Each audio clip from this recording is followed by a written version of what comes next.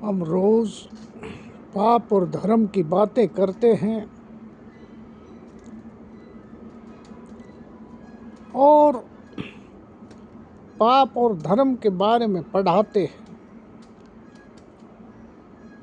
बड़े बड़े गुरुकुलों आश्रमों में ये पढ़ाई की जाती है कि आदमी को पाप छोड़ना चाहिए, धर्म को स्वीकार करना चाहिए।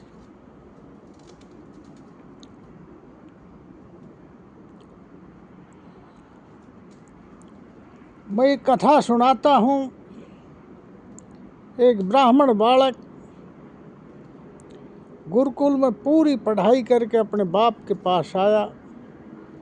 तीरू बुद्धि का था, बहुत अच्छी तरह पढ़ के ब्रह्मचर्य पूरा करके घर पर आया। उसने बाप को कहा, पिताजी मैंने पूरा अध्ययन कर लिया है, मेरे गुरुओं ने मेरे को प्रशंसा पत्र दिया है और मैं पूर्ण विद्वान और धर्मात्मा हो गया। बाप ने पूछा कि बताओ पाप का बाप कौन है? ब्राह्मण बच्चा हक्का बक्का रह गया। इस प्रश्न का तो उत्तर उसने कहीं खोजा नहीं था। किताबें रटी थी, वेद शास्त्र पढ़े थे, पर तो सीधा जवाब उसके पास इस प्रश्न का था नहीं। उसने कहा कि जाओ, अभी पढ़ाई पूरी नहीं हुई है और जनता में जाकर जानो कि पाप का बाप कौन है। वो 2-3 दिन घूमता घूमता चला गया। हर आदमी से पूछता कि पाप का बाप कौन है, विद्वानों से पूछता पाप का बाप कौन है। पर बड़ी बड़े शास्त्र पढ़ा देते, बड़ी बड़ी बातें करते, स्पष्ट रूप से कोई सीधा नहीं बताता कि पाप का बाप कौन है। तो एक दिन भूखा प्यासा घूमते हुए वो एक घर के सामने गया।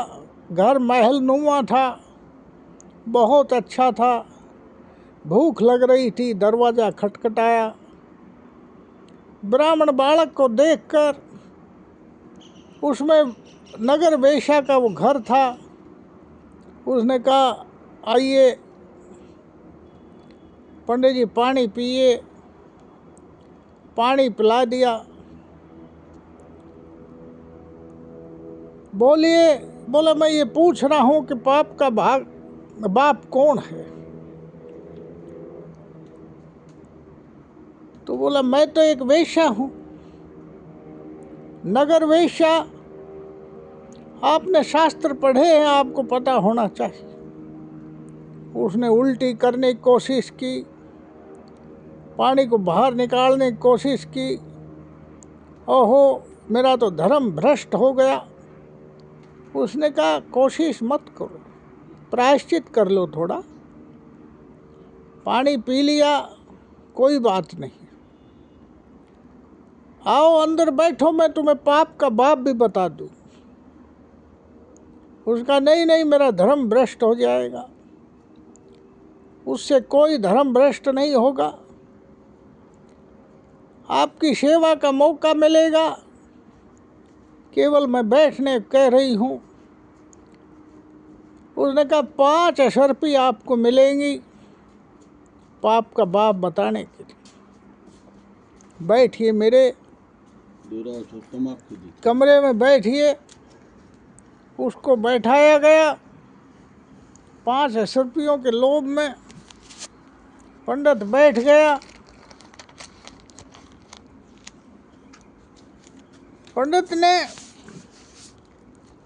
फिर कहा, मैं आपका भोजन नहीं करूंगा क्योंकि आप वेश्या हो। उसने आग्रह किया कि कृपया भोजन कर लीजिए। उसने मना कर दिया। फिर उसने कहा, 5 अशर्फी आपको और मिलेंगी। 5 अशर्फियाँ और दी गई। देने का वादा हुआ। पंडित ने कहा भोजन मैं खुद बनाऊंगा। उसने कहा चलो भोजन आप बनाइएगा। वो खुद भोजन बनाने लगा। पाप का बाप जो है ढूंढने के चक्कर में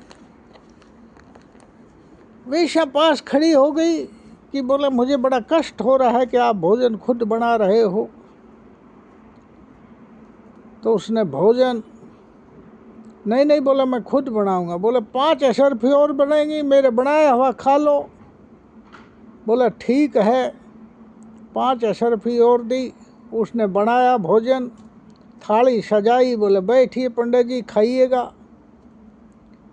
बोला ठीक मैं खा लूँगा, आप दूर बैठिएगा। बोले नहीं मैं पास बैठी हूँ, एक ग्रास तो मेरे हाथ से ले लीजिएगा। बोला नहीं कैसे, मेरा धर्म भ्रष्ट करोगी। बोला और प्रायश्चित कर लेना। वो नहीं मान रहा था। बोला 5 अशर्फी और मिलेंगी। इस प्रकार वो अशर्फियों को बढ़ाती रही और वो उसके हाथ से खाना खाने को तैयार हो गया।